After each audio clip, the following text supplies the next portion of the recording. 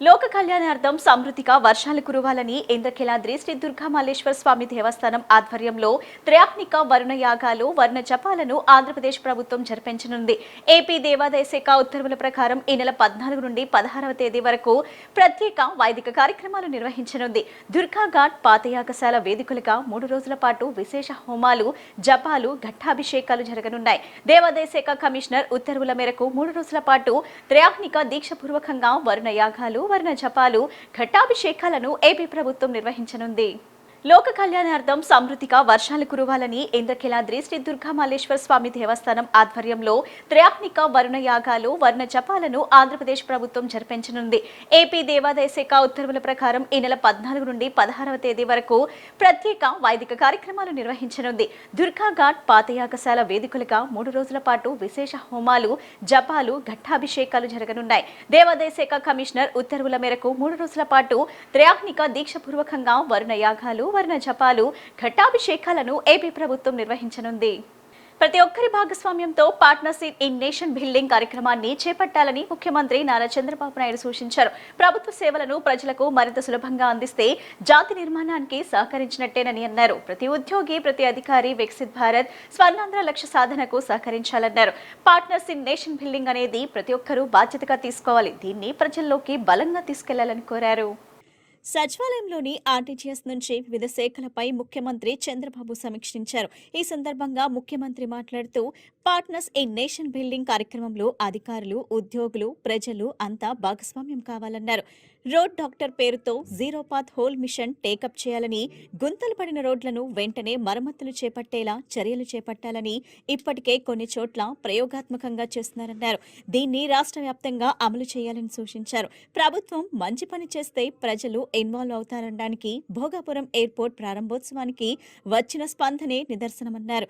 అలాగే వాస్తవాలను ప్రజలకు వివరించగలిగితే ప్రభుత్వానికి ప్రజలే అండగా నిలుస్తారని, దీనికి కర్నూలులో డిఎస్సి 2025 టీచర్లు చేపట్టిన కార్యక్రమమే ప్రత్యక్ష ఉదాహరణ అని అన్నారు.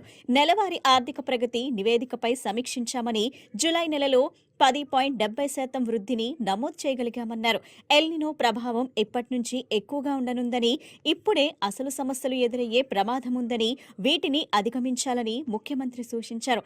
ఈ సమీక్షలో సీఎస్ సాయి ప్రసాద్, వివిధ శాఖల ఉన్నతాధికారులు పాల్గొన్నారు. C channel MD TV Ramesh బాబుకు పితృవియోగం కలిగింది. రమేష్ బాబు తండ్రి పుల్లేశ్వరరావు కన్నుమూశారు.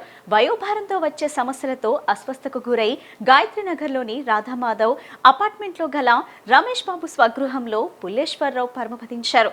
పుల్లేశ్వరరావు మరణ వార్త తెలియగానే నగర ప్రముఖులు, రాజకీయ నాయకులు, కేబుల్ ఆపరేటర్లు, వ్యాపారవేత్తలు రమేష్ బాబు ఇంటికి చేరుకున్నారు.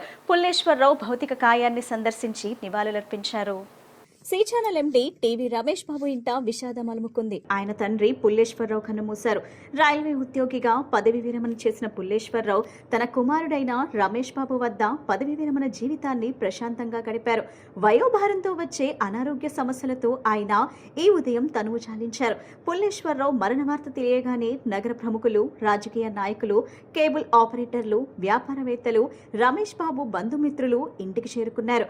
పుల్లేశ్వరరావు భౌతిక కాయాన్ని సందర్శించి నివాళులర్పించారు. 12వ తేదీ ఉదయం 10 గంటలకు గాయత్రీనగర్లోని రాధామాధవ్ అపార్ట్మెంట్లో గల రమేష్ బాబు స్వగృహం అంతిమయాత్ర బయలుదేరుతుందని కుటుంబ సభ్యులు తెలిపారు. పుల్లేశ్వరరావు నివాళులర్పించిన వారిలో వైసీపీ ఎన్టీఆర్ జిల్లా అధ్యక్షుడు దేవినేని అవినాష్, పార్టీ సీనియర్ నాయకుడు కడియాల బుచ్చిబాబు, సిపిఎం రాష్ట్ర కార్యదర్శి వర్గ సభ్యుడు సిహెచ్ బాబురావు, ప్రముఖ హృద్రోగ నిపుణులు doctor Srimannarayana, aqua devils association అధ్యక్షుడు లింగిపిల్లి రామకృష్ణ, ప్రముఖ వ్యాపారవేత్త కోరాడ విజయ్ కుమార్, కాంగ్రెస్ పార్టీ ఉపాధ్యక్షులు కొలనుకొండ శివాజీ, మాజీ మేయర్ రాయన భాగ్యలక్ష్మి, సిపిఐ నగర కార్యదర్శి జి కోటేశ్వరరావు, వంగవీటి ఆశ, కంకిపాడు మాజీ ఎంపీపీ దేవినేని రాజా, ఇంకా రమేష్ బాబు హితులు, సన్నిహితులు పాల్గొన్నారు.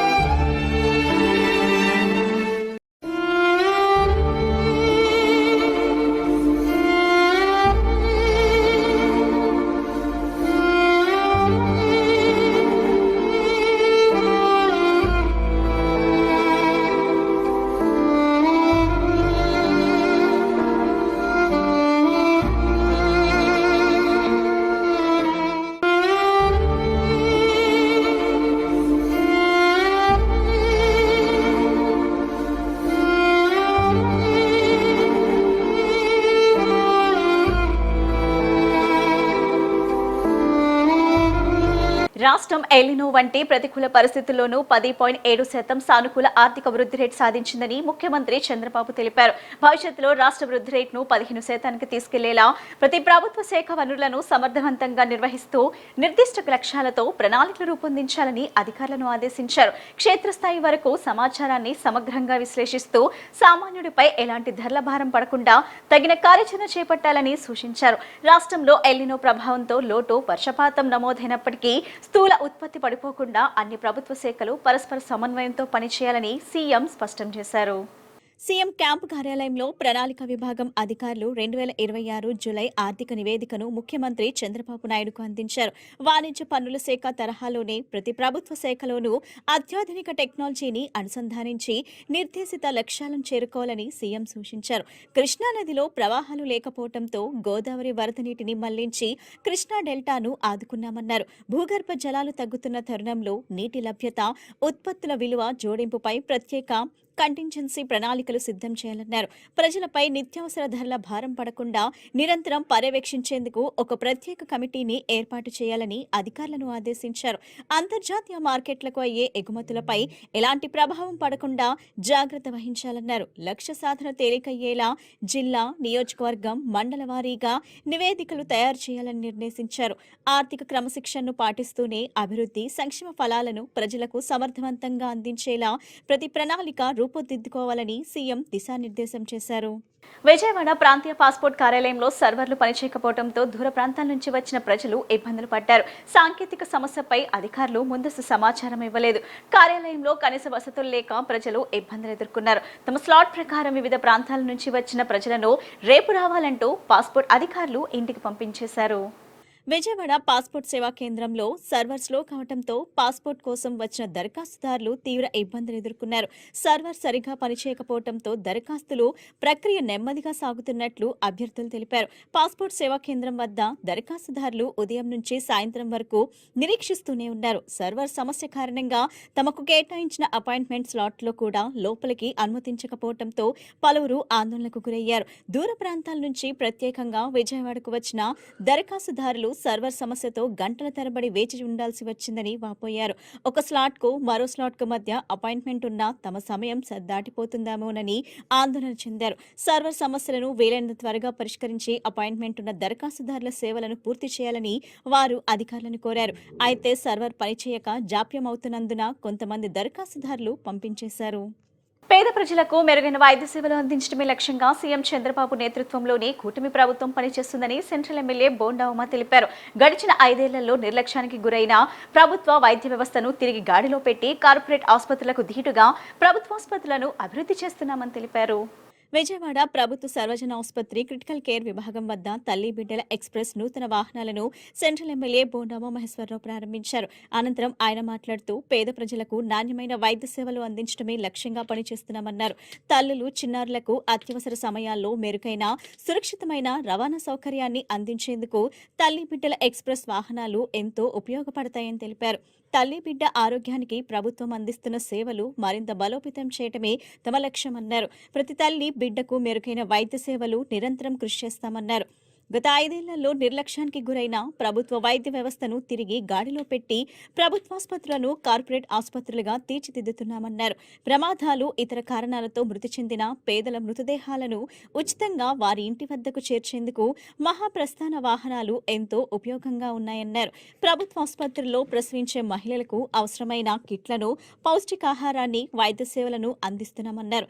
కుటుంబాలపై వైద్య ఖర్చుల భారం పడకుండా తమ ప్రభుత్వం అన్ని విధాలు అండగా నిలుస్తుందన్నారు. పేద ప్రజలు ప్రభుత్వ ఆసుపత్రుల ద్వారా అందుతున్న మెరుగైన వైద్య సేవలను సద్వినియోగం చేసుకోవాలని ఆయన సూచించారు. ఈ కార్యక్రమంలో జిల్లా వైద్య ఆరోగ్య శాఖ అధికారి doctor S Shravan Babu, superintendent Raghunandan, Jhansirani, deputy జిల్లా వైద్య ఆరోగ్య శాఖ అధికారి doctor Indumathi Devi, deputy superintendent doctor Keshavachandra, DIO doctor Sharath Babu, DPMO doctor Naveen, RBSK program officer doctor Madhavi Naidu, doctor Sunil Kumar తదితరులు పాల్గొన్నారు.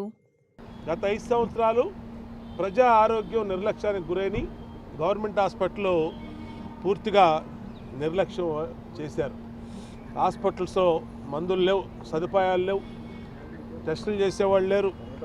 అన్ని రకాలుగా నిర్లక్ష్యానికి గురి కాపాడినటువంటి ప్రజా ఆరోగ్య వ్యవస్థని మళ్ళీ గాడిలో పెట్టాం.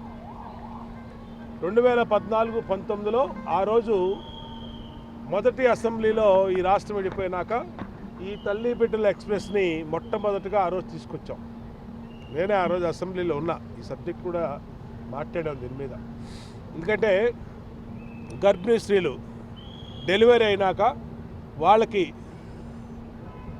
కిట్లు ఇచ్చి తల్లి బిడ్డల ఎక్స్ప్రెస్తో ఇంటి దగ్గర దింపి క్షేమంగా ఇప్పుడు వచ్చిన టెక్నాలజీతో ఈ వ్యానుల్లో ఎక్కడైనా వాళ్ళకి చిన్న అసౌకర్యం కలిగినా ఒక చిన్న బటన్ ఉంటుంది అక్కడ, ఆ బటన్ ప్రెస్ చేస్తే కాల్ సెంటర్కి వెళ్ళిపోద్ది, డైరెక్ట్గా పోలీస్కి వెళ్ళిపోద్ది, వెంటనే అలర్ట్ అవుతారు. కాబట్టి ఎక్కడికక్కడ జాగ్రత్తలు తీసుకొని టెక్నాలజీని అనుసంధానం చేసి ఈ తల్లి బిడ్డల ఎక్స్ప్రెస్లు కానీ, అలాగే గత 5 సంవత్సరాల్లో విపరీతంగా పెరిగిపోయిన మాఫియా ఈ అంబులెన్స్ మాఫియా. ఈ అంబులెన్స్ మాఫియా ఏంటంటే ప్రమాదంలో ఎవరన్నా చనిపోయినా ఈ గవర్నమెంట్ హాస్పిటల్ దగ్గర బయట కూర్చొని సిండికేట్ అయిపోయి లోకల్లో దింపాలంటే 7,000 10,000, బయట చిన్న చిన్న ఊర్లు ఒక 20 కిలోమీటర్లు 30 కిలోమీటర్లు ఊరు వెళ్ళాలంటే 15,000 20,000, ఇంకా దూరం వెళ్ళాలంటే 50,000 అలాగే డిమాండ్ చేసి ఆ డిమాండ్ని వచ్చిన డబ్బుల్ని మాఫియా పెంచుకునేది. అలాంటిది లేకుండా గతంలో ఆ రోజు ముఖ్యమంత్రి గారి దగ్గర దృష్టికి తీసుకెళ్ళి ఎవరైతే పేదవాళ్లే కదా గవర్నమెంట్ హాస్పిటల్కి వచ్చేది, మరి ఆ పేదవాళ్ళ చివరి క్షణంలో వాళ్ళు చనిపోయి కుటుంబాలు బాధపడుతూ ఉంటే అప్పటికప్పుడు 10,000 20,000 25,000 వాళ్ళ దగ్గర డిమాండ్ చేస్తే మెడలో తాళ్ళు అమ్ముకొని డెడ్ బాడీలు ఇంటికి తీసుకెళ్లాల్సిన పరిస్థితి వచ్చింది. అందుకని ఆ రోజు ముఖ్యమంత్రి గారు చెప్పాం, గత 2 ఏళ్లుగా ఆంధ్రప్రదేశ్లో రియల్ ఎస్టేట్ రంగాన్ని ప్రోత్సహించేందుకు ప్రభుత్వం తీసుకుంటున్న చర్యలను నారెడ్కో ఏపీ చైర్మన్ చక్రధర్రావు కొనియాడారు. పాతనాల చట్టాన్ని రద్దు చేసి దాని స్థానంలో సరికొత్త ఈడీసీ ఛార్జ్ విధానాన్ని ప్రవేశపెట్టడం ద్వారా రియల్ ఎస్టేట్ రంగానికి ఎంతో మేలు జరిగిందని స్పష్టం చేశారు. గత ప్రభుత్వ హయాంలో 22A కింద ఇష్టానుసారంగా భూములను చేర్చడం వల్ల రియల్ ఎస్టేట్ రంగం తీవ్రంగా నష్టపోయిందని ఆయన విమర్శలు గుప్పించారు. విజయవాడలో జరిగిన national real estate development council రాష్ట్ర కమిటీ ప్రతినిధుల మీడియా సమావేశంలో NAREDCO AP chairman why Chakradhar Rao కూటమి ప్రభుత్వ నిర్ణయాలను అభినందించారు. గత 2 ఏళ్లుగా ఆంధ్రప్రదేశ్లో రియల్ ఎస్టేట్ రంగాన్ని ప్రోత్సహించేందుకు ప్రభుత్వం తీసుకుంటున్న చర్యలను ఆయన కొనియాడారు. హైరేజ్ భవనాల విధానాన్ని మరింత ప్రోత్సహించేందుకు ప్రభుత్వం నిబంధనల్లో కీలక సవరణలు తీసుకొచ్చిందని, చిన్న సైట్ల ప్లాన్ అనుమతుల్లో పలు మినహాయింపులు ఇచ్చిందని తెలిపారు. ముఖ్యంగా సామాన్య ప్రజలు 200 గజాల్లోపు స్థలంలో ఇల్లు నిర్మించుకునేటప్పుడు సెట్ బ్యాంక్ నిబంధనల నుంచి మినహాయింపు ఇవ్వటం ఒక పెద్ద ఊరట అని ఆయన పేర్కొన్నారు. భూ మార్పిడి నిబంధనలను ప్రభుత్వం భారీగా సడలించిందని చక్రధర్రావు వెల్లడించారు. పాతనాలా చట్టాన్ని రద్దు చేసి దాని స్థానంలో సరికొత్త ఈడీసీ ఛార్జ్ విధానాన్ని ప్రవేశపెట్టడం ఈ రంగానికి ఎంతో మేలు చేస్తుందని స్పష్టం చేశారు. ప్రభుత్వం మొత్తం 6 కీలక జీవోల ద్వారా బిల్డింగ్ రూల్స్ లో పెద్ద ఎత్తున మినహాయింపులు ఇచ్చిందని గుర్తు చేశారు. గత ప్రభుత్వ హయాంలో 22A కింద ఇష్టానుసారంగా భూములను చేర్చడం వల్ల రియల్ ఎస్టేట్ రంగం తీవ్రంగా నష్టపోయిందని నారెడ్కో ఏపీ చైర్మన్ చక్రధర్రావు విమర్శించారు. రియల్ ఎస్టేట్ రంగాన్ని ప్రోత్సహిస్తూ ఎన్నో లిబరలైజ్ చేస్తూ మరి ఎన్నో సంస్కరణలు తీసుకురావడం జరిగింది. దీనికి ముందు 2017లో మనకి రియల్ ఎస్టేట్ సెక్టర్ రెగ్యులరైజేషన్ కోసం అప్పట్లో 2017లో ఒక జీవో తీసుకురావడం జరిగింది. ఆ జీవో తర్వాత అప్పటి నుంచి కూడా ఈ సంస్కరణలు అనేది గత 2019 నుంచి 24 వరకు ఎన్నో పర్యాయాలు ప్రభుత్వంతో సంప్రదింపులు జరిపినప్పటికీనూ ఏ ఒక్క మార్పులు తీసుకురాలేదు.